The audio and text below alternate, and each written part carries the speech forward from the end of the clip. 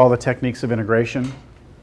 And after all techniques of integration, we do a little bit of areas, improper integrals, which are on your test, infinity and stuff. And then we get back to areas between curves. No, don't want that one. Oh, okay. This is a good one.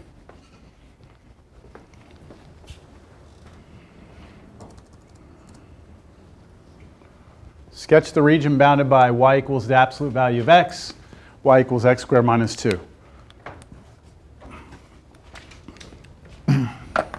So we'll start with the picture. Y equals the absolute value of x looks like a v. And this is a true v, right? It is not a parabola. It's got sharp corners there. You know what? Let me call this f of x. Now I'm calling it f of x because this curve is a function of x, right? It passes the vertical line test, and it's solved for y. So I'm already thinking I'm probably going to use vertical rectangles here, not the horizontal rectangles. And then y, again, this one's solved for y, so this is going to be a function of x. That's x squared minus 2. So again, this is a parabola we looked at earlier. That.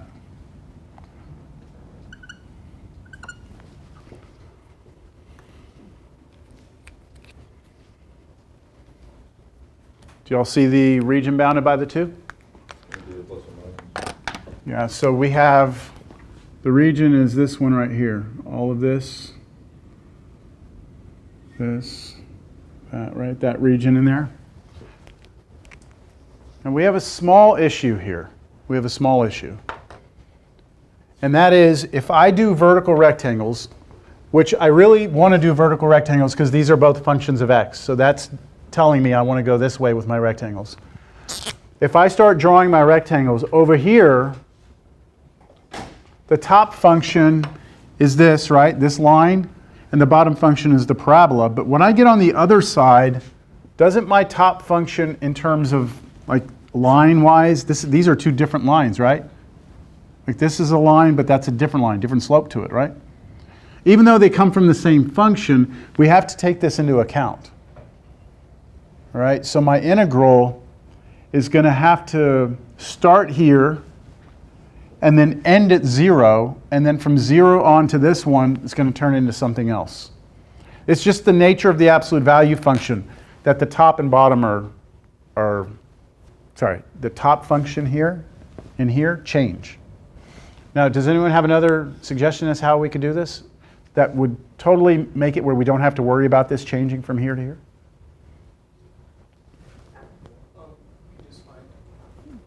Find half? Why don't we just find the area from here to here and then just double it? Couldn't we do that? I guess what I need you to see is this. The absolute value function.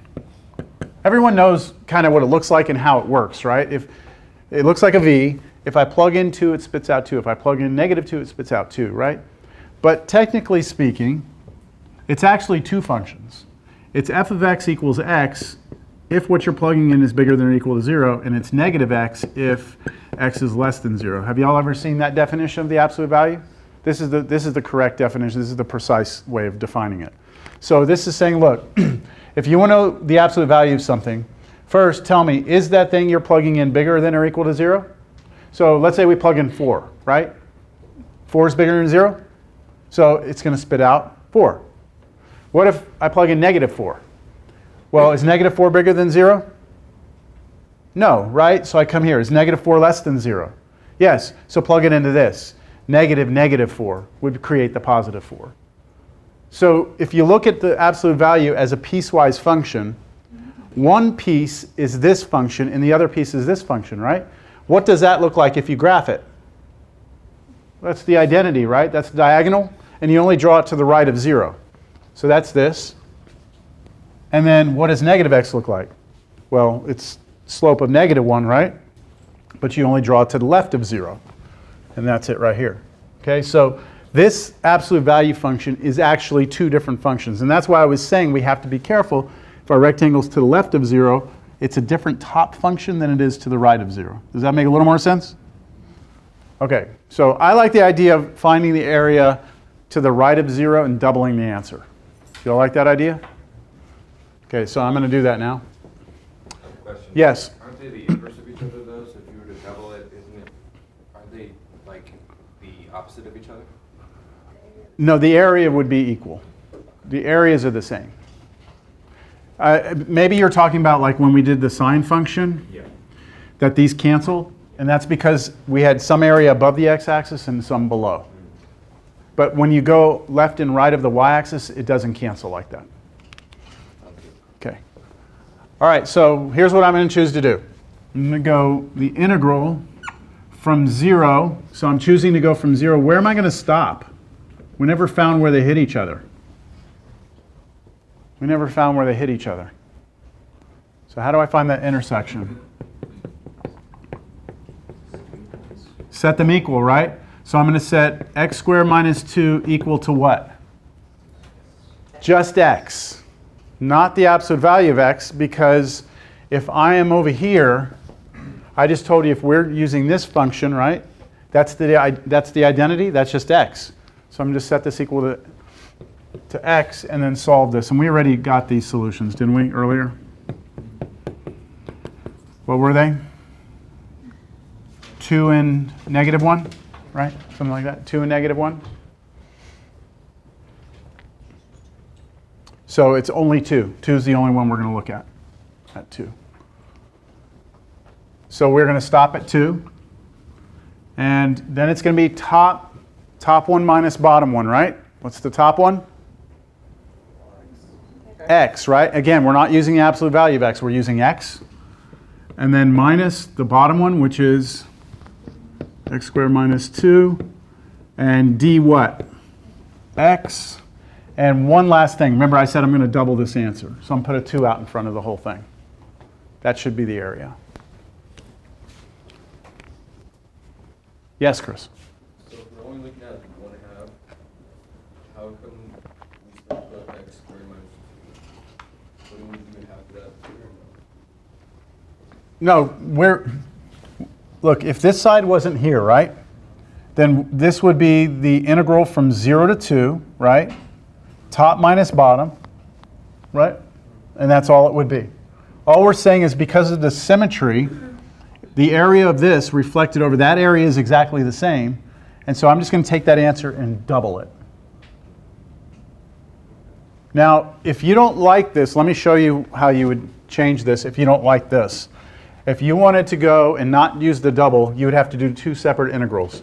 Your first integral would go from negative 2 to 0. That would take you from here to here. And then it would be the top one minus the bottom. The top one this time, though, is what? Negative x minus the bottom one, which is still x squared minus 2 dx. And then you would do plus 0 to 2, and now positive x squared minus 2 dx.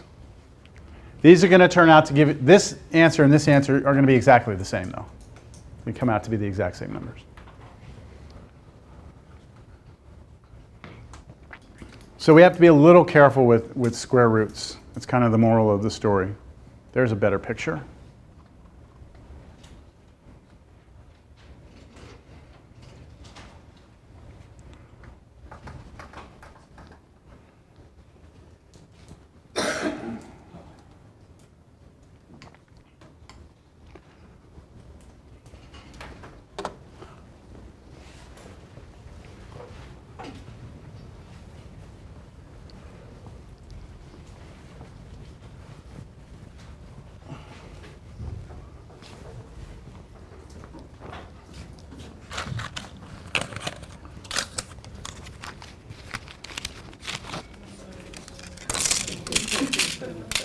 Chris, you're up.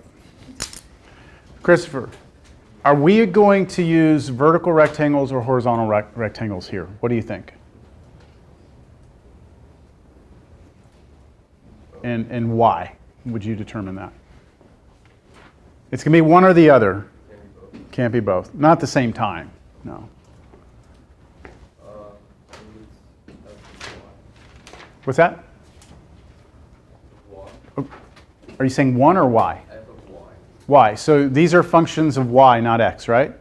When they're functions of y, then we are going to use horizontal. So in other words, if these are solved for x, be thinking horizontal rectangles right off the bat. If they're solved for y, you want to think vertical. Some functions can be both. Like the identity function, right? Y equals x can be solved for x or y. So, you know, but these are going to be functions of y, so we're going to think horizontal. Now, we want the region bounded by those two curves on y equals 0. Oh, sorry, y equals 0 and y equals 2 pi. All right, so let's try and draw this. So what does x equals sine y look like? So here's what sine x, y equals sine x looks like, right? That's what it looks like. So what happens is as you go out the x, right, positive direction on x, your y value goes positive, and then it comes back negative, right? But this is switched now, right? But x is equal to sine y. But it should behave the same way. When I go in the positive direction of y, I should get positive x values first, right? Which means from here, as I move up, I should go draw that, but which way am I going to go? I'm going to try and draw up. So I've got to go to the right. So I've got to go, because that's positive values of x, right? Then negative values of x, then positive values of x, and then negative values of x.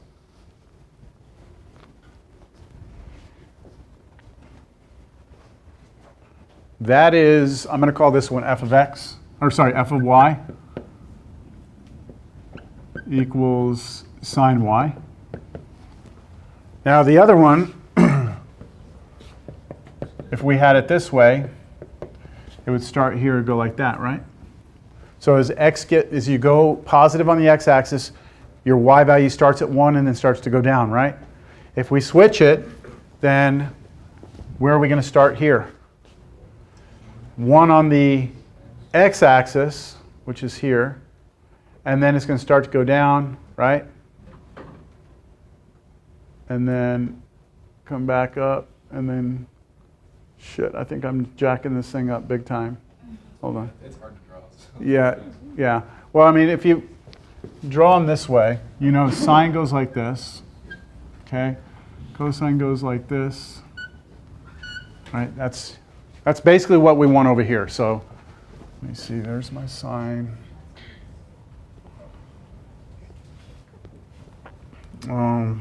Go here.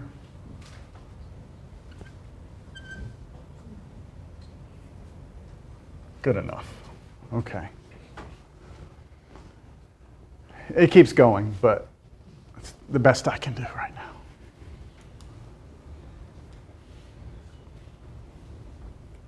Where are we going to, we have these two curves drawn, right?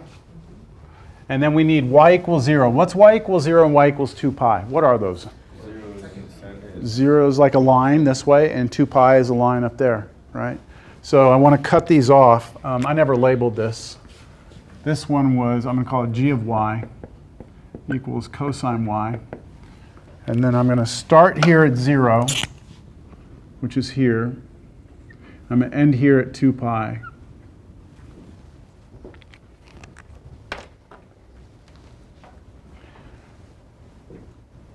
All right. So I've got you started on this one. I'm going to let you finish this one up, but I'm going to give you a hint. You have to break this into 1, 2, 3 separate integrals. Why do you have to break it into 3 separate integrals? There's 3 separate points they intersect. Yeah, you have different points of intersection. We want this area. When we do this first area, which function is on the right? It's this curve, right? It's the sine one's on the right, and the one on the left, I'm sorry, the cosine is on the right, right? And then the sine is on the left. But once you pass this point from here to here, which one's on the right? The sine and the cosine's on the left.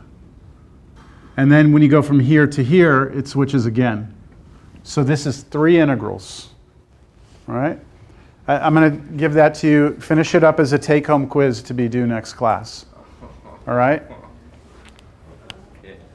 I'm not going to tell you what the limits of integration are. Oh, okay. Does everyone understand it before I erase it? Any questions on it? Sure. Going once? Going twice? Are they all going to be added up? You'll add them all up. Yep.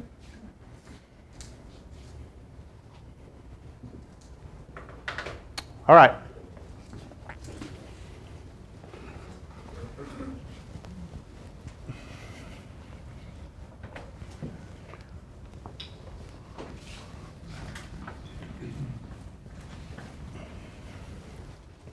So I want final, like, numerical answer, like a final numerical answer, all right? You should have a number. Don't just set up the integrals, because you can actually integrate those things pretty easily. There it is. That's a better picture.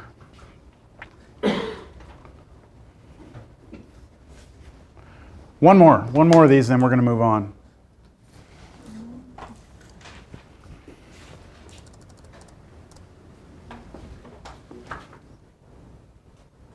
Do you see what I'm saying about how, like, your graphing abilities are going to, you know, kind of play a role here?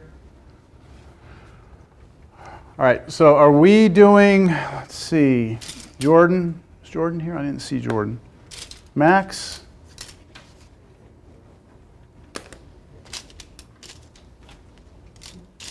Heidi?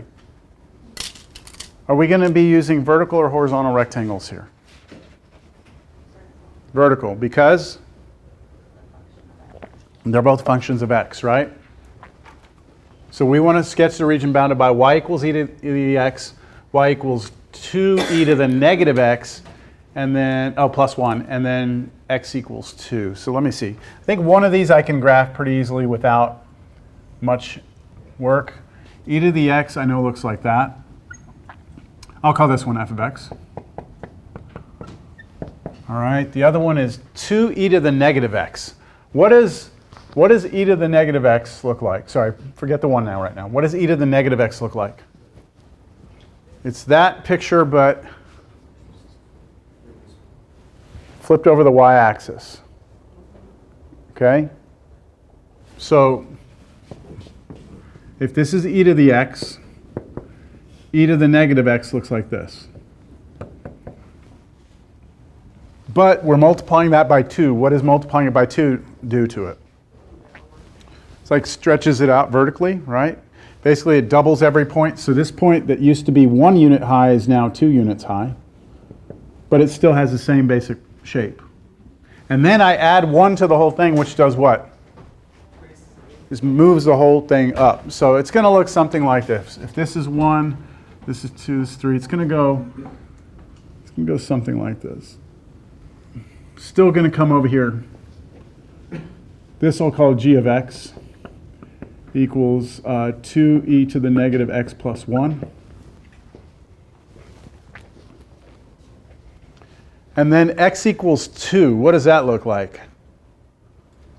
It's just a vertical line, right? X equals 2. So where is that? Where's x equals 2 here? Is it where they hit, or is it to the left of where they hit, or to the right of where they hit? You kind of need to know where they hit, don't you? Like, where do these two hit each other? We're going to need to know that, aren't we? Anyway, so let's figure out where they intersect. Then before we draw that vertical line at 2. So if I want to know where these intersect, I have to set them equal to each other? Yeah? So I have to set e to the x equal to 2e to the negative x plus 1. And that may look like something from college algebra.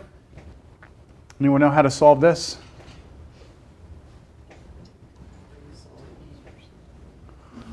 You might be thinking natural log. It's not yet. Hold on. Let's rewrite this. That's the same thing? That's the same thing, right? Okay, clear fractions. I'm going to multiply both sides by e to the x. So if I hit this with e to the x, I'm going to get e to the x squared, aren't I? If I hit this with e to the x, what do I get? 2. If I hit this with e to the x, I get e to the x. Move everything to one side.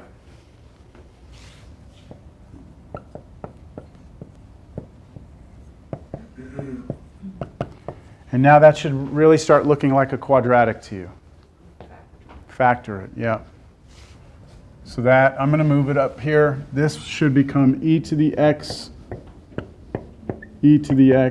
equals 0. So what goes in there?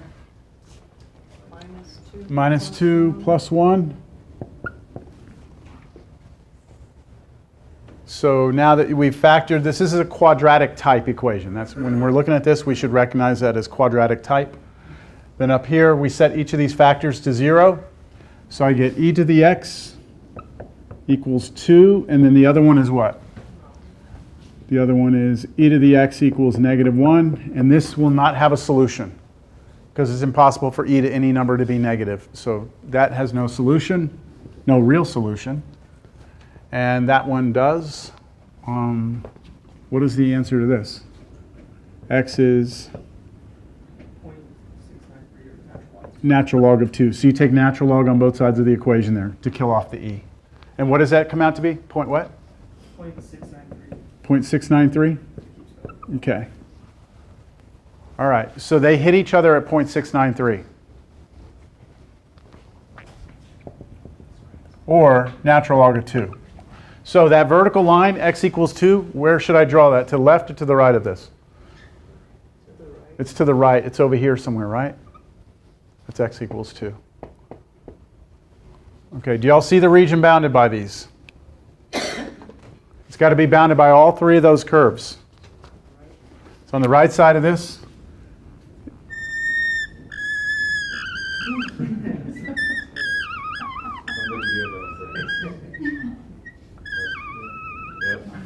it sounded painful. I'm sorry. No, I'm sorry to the marker. It sounded like it was in pain. All right. Let's see.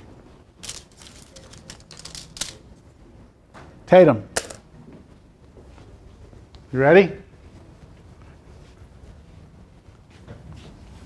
Tatum, where's our integral going to start and end? What are the limits of integration? ln2. Where am I stopping? 2.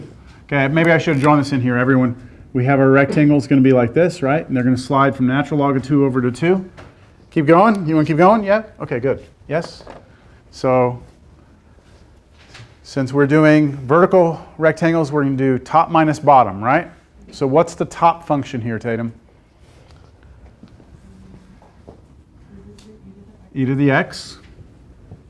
And then minus the bottom function, 2e to the negative x. So I'm going to have to put this in parentheses. 2e to the negative x plus 1, right? Top minus bottom. And then dx. You'd have to distribute the negative through, and then I think we could all handle the antiderivatives of these. E to the x.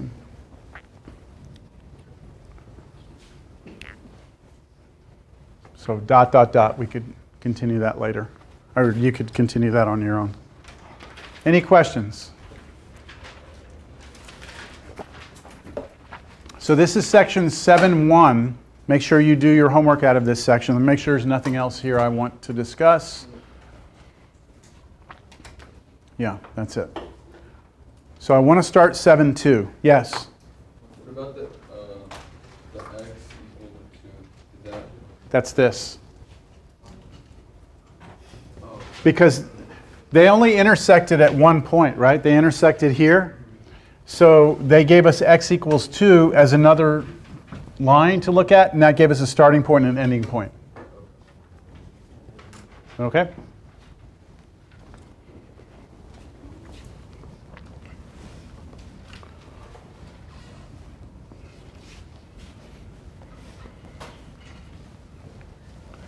Okay, I think I'm going to start out with something for this to motivate this idea.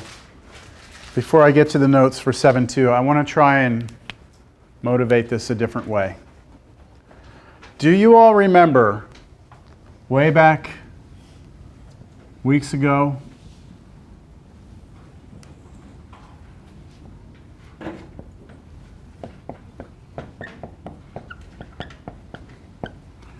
where I said, hey, if you have a circle of radius capital R, that's the equation of it, and we proved in class that the area of a circle is pi r squared?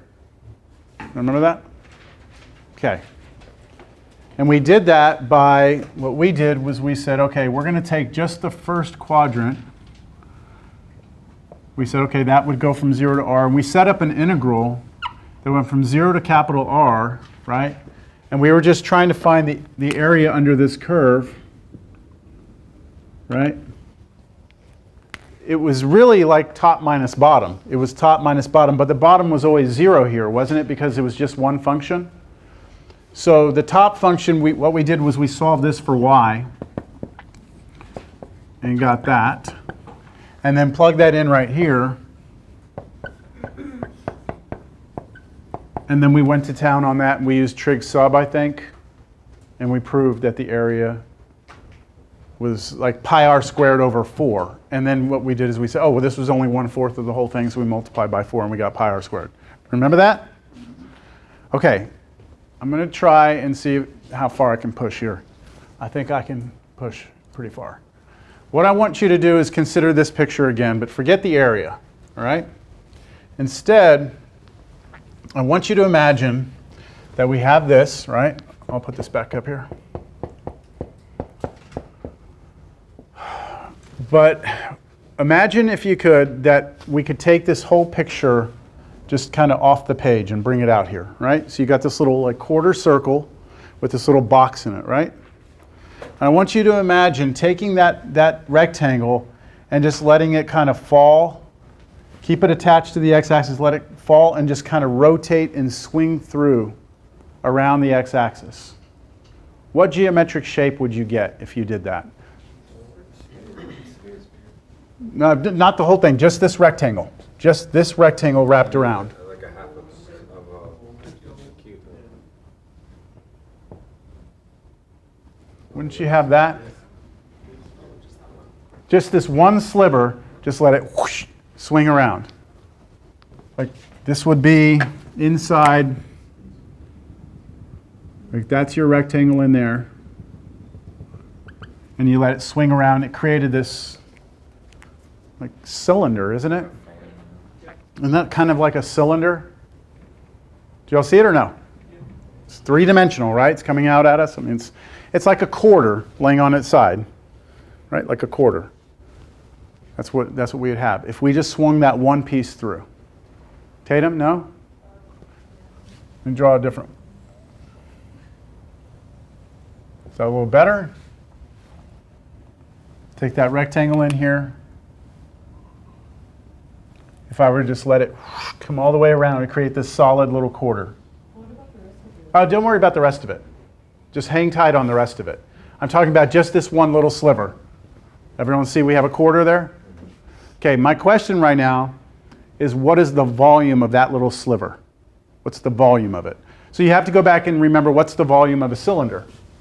So if you have a cylinder like this, the volume is pi r squared times the height. So the pi r squared is what part of the cylinder? It's the area of the top, right? And then you multiply times the height, which is basically how deep it is, right? Okay, so on this little piece here, I'll use this one. Can you tell me, like it's that picture, right? Turned sideways like this. Can you tell me how wide that is? What's the height of our cylinder? It's the width of this thing, right? Which is the width of the rectangle, which for us in this picture has always been what? Dx, right? So do you all agree that this is dx? Yes? That's like the height. Now, do we know the radius of this thing? How tall that is? That's going to be this, which is that, which is the function's height there, right? So what is this function again? We solved that for y, didn't we? So this is the y equals the square root of capital R squared minus x squared.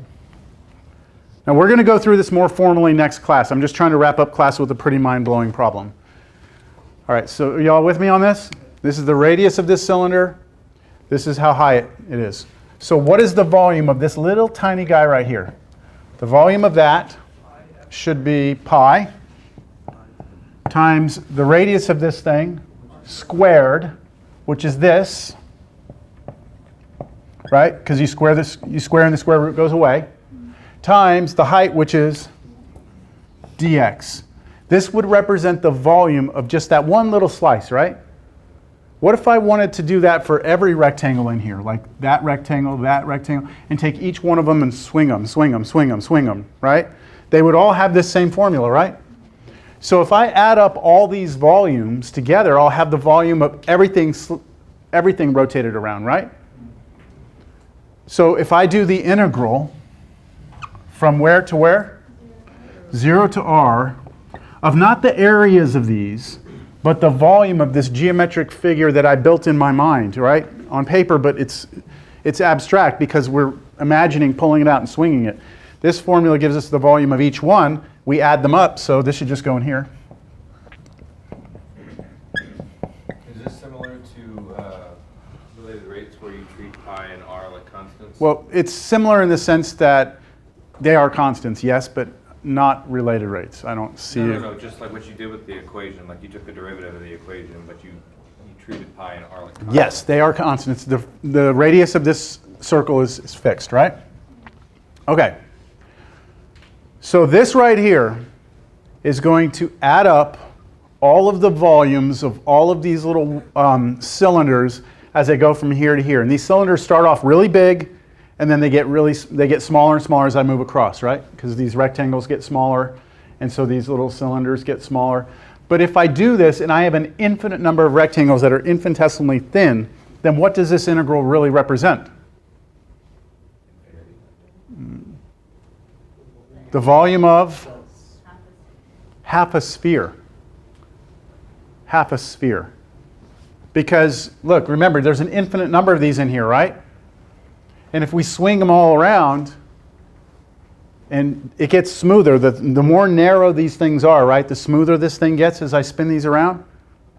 I'm going to show you a geometric thing of this in a second, but I want to see how far we could go without any sort of formal like introduction to this.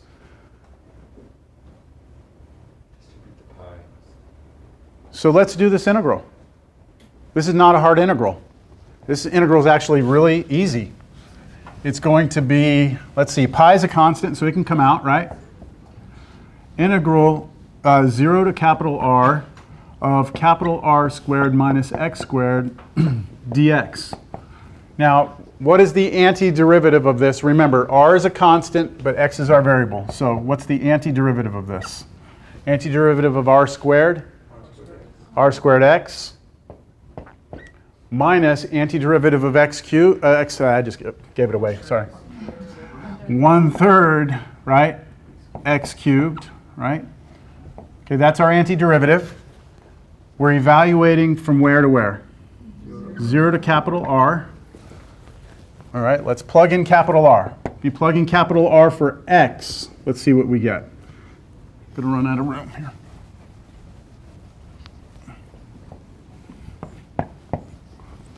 Okay, plug in capital R for x, we get pi. R goes right there, we get r cubed minus, r goes here, 1/3 r cubed. Okay, now what happens when we plug 0 in for x? 0, 0 is all 0, right? This is r cubed minus 1/3 r cubed, which is 2/3 r cubed. So we get pi times 2/3 r cubed. That's it. This is the volume of half of a sphere, half of a ball. So what would be the volume of a real ball? Multiply that times 2, and you get 4/3 pi r cubed, which is the formula that you see in the back of a book. Right? The idea here is well, I'm not going to say simple, but it is. We took we took 1/4 of a circle and basically took it off the page, took the whole thing out and just swung it around the x-axis. And when we swung it around the x-axis, what we wound up getting was this shape, right? That was all those little quarters and those little cylinders put together. And when you let the number of rectangles go to infinity, right, you get the shape, the real smooth. Oh, that's probably better. Got it? Got the basic idea? So that's where we're headed. And I have a little picture I can show you here that might just kind of bring it all together. Would you all agree that integration was easy? Showing the area, when we did that problem in class, we had to use trig sub, didn't we? It was actually easier to show that the volume of a ball is 4/3 pi r cubed than it is to show that the area of a circle is pi r squared. It's easier because the integration is easier. Now this is not the problem we just did, but it's the same principle. We have some curve, we have a rectangle, right? This rectangle is going to move around. We're basically going to let the width of the rectangle go to nothing. And what we'd like to do is wrap this rectangle around the x-axis, yes? So what I'm going to do is I'm going to pop this out of 2-dimensional space. Come on, pop out, there we go, into 3-dimensional space. And then I'm going to wrap the rectangle around the x-axis like this, yes? So I've got that one little cylinder. And what I want to do is I want to have basically that idea with every rectangle I could draw on there, right? And then I want the number of rectangles to go to infinity, so I want the number of cylinders to go to infinity. And if I can let it go to infinity, if that was possible, which it is because it's a limit, what you basically get is the shape that would be that original blue function wrapped around the x-axis. And you get a formula for the volume of it. Make sense? And you can do that for any shape you want. Any shape.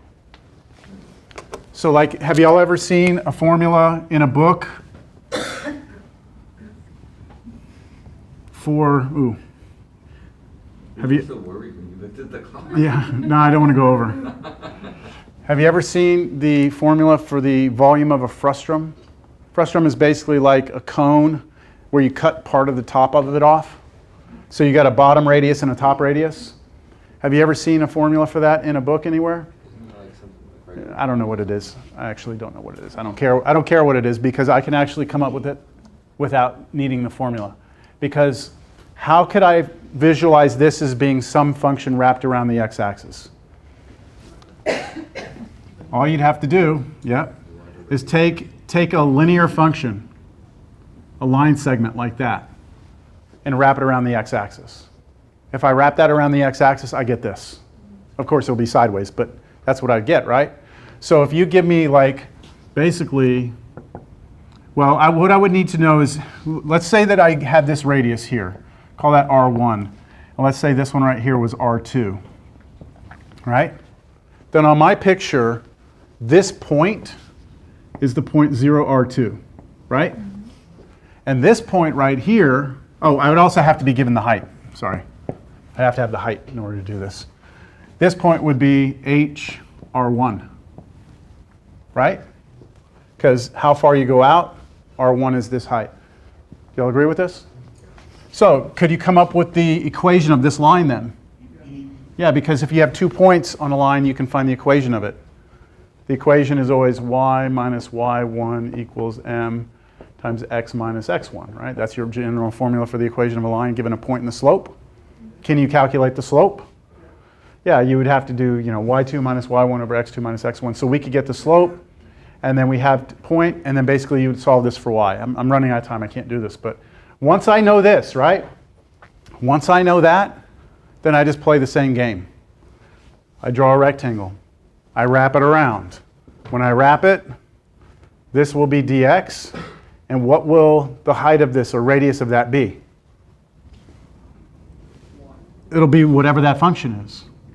So then the volume will be pi r squared times the height, and then you just go integral from wherever to wherever, and you would come up with your formula. This will work for anything though. Any curve we want now, we can wrap it around the x-axis. Okay, and then what's stopping us from wrapping around the x-axis? Why don't we wrap it around the y-axis? Or just some arbitrary line, you know? Okay, that's where we're headed. At least get your homework done for 7-1. Yes? Areas between curves. Have a great day.